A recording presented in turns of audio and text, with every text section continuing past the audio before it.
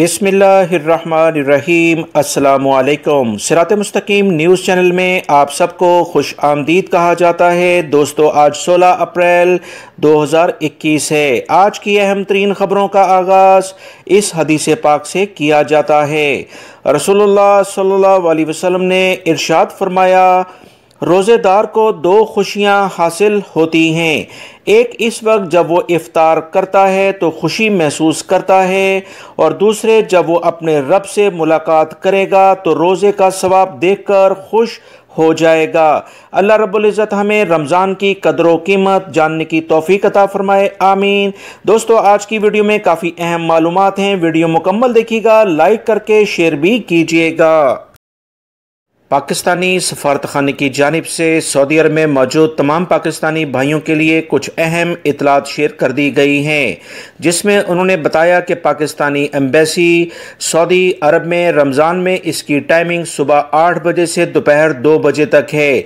इसके अलावा अगर कोई भी पाकिस्तानी सफारतखाने से मिलना चाहता है या वहाँ पर किसी भी मुतल्लिका सेक्शन से रजू करना चाहता है तो एडवांस में हमें मुतला करे। ईमेल या जो भी हमारा हेल्पिंग नंबर है उस पर रब्ता किया जा सकता है।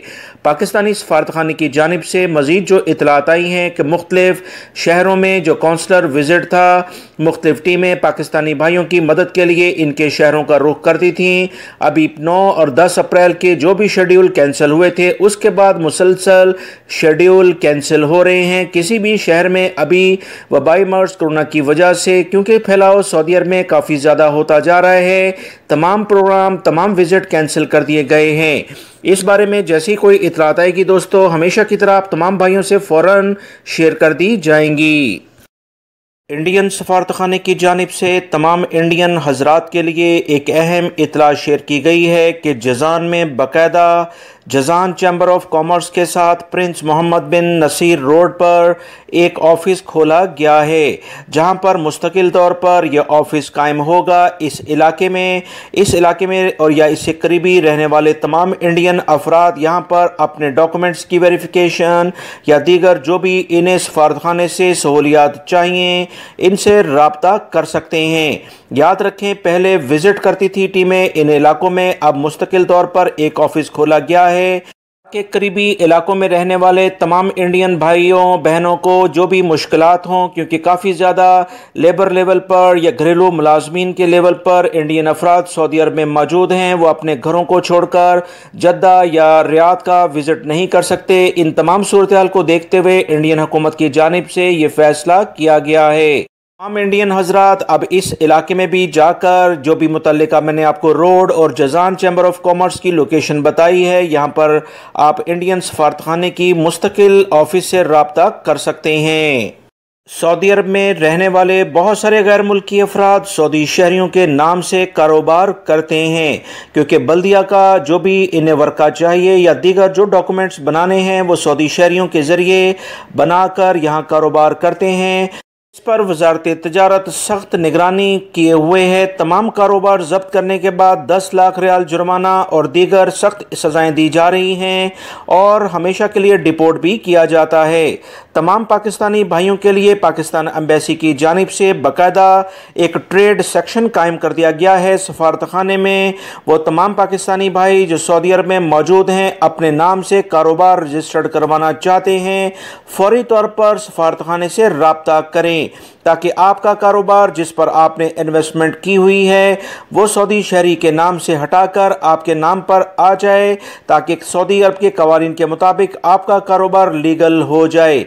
अपने कारोबार को कानूनी हैसियत देने से आपको और आपके मुल्क को बहुत फ़ायदा होगा, लिहाजा इसमें ताख़ीर ना करें। सऊदी अरब में महकमा ट्रैफिक की जानिब से तमाम सऊदी अरब में मौजूद सऊदी शहरी और गैर मुल्की अफराद को मुतला कर दिया गया है कि इलेक्ट्रॉनिक लेवल पर अबशर में और तवक्कलना एप्लीकेशन में जो ड्राइविंग लाइसेंस की कॉपी शो होती है उसे आप कानूनी हैसियत दे दी गई है। दोस्तों, ये बहुत अच्छी खबर है, क्योंकि पहले अकामे की कॉपी थी, उसे सऊदी जवाज़ात और महकमा दाखिला की जानिब से कानूनी हैसियत दी गई कि किसी भी सिक्योरिटी इदारे को आप उनकी डिमांड पर ये अकामे की कॉपी दिखा सकते हैं। लिहाजा वो तमाम गैर मुल्की अफराद ये बात भी जान लें कि अब अपशर अकाउंट में मौजूद और तवक्कलना एप्लीकेशन में मौजूद ड्राइविंग लाइसेंस भी कानूनी हैसियत इख्तियार कर चुका है। सऊदी अरब के सिक्योरिटी इदारों को ज़रूरत पड़ने पर यह ड्राइविंग लाइसेंस और अकामा आप दिखाकर अपने जुर्माने से बच सकते हैं, क्योंकि अगर अकामा आपके पास नहीं तो 500 रियाल जुर्माना होता है, और ड्राइविंग लाइसेंस अगर आप घर पर भूल आए हैं और आपके पास नहीं तो इस ऐप्स के ज़रिए आप आसानी से ये स्मार्टफोन के ज़रिए दिखा सकते हैं। दमाम के इलाके से खबर आई है कि पुलिस तर्जुमान ने बताया कि अल-खुबर में वबाई मर्ज कोरोना में मुब्तला 4 अफराद को करंतना की खिलाफ वर्जी के इल्ज़ाम में गिरफ्तार कर लिया गया है। रीजनल पुलिस तर्जुमान के हवाले से मजीद कहा गया कि अल-खुबर में पुलिस ने 4 अफराद को गिरफ्तार करके इन्हें पब्लिक प्रोसिक्यूशन के हवाले कर दिया है। गिरफ्तार शुदगान पर इल्ज़ाम है कि उन्होंने वबाई मर्ज कोरोना की SOPs के खिलाफ वर्जी करते हुए खुद को तनहा करने और करंतना के असूल की खिलाफ वर्जी की है, जिससे वबाई मर्ज कोरोना के फैलने का बहुत ज़्यादा इम्कान होता है।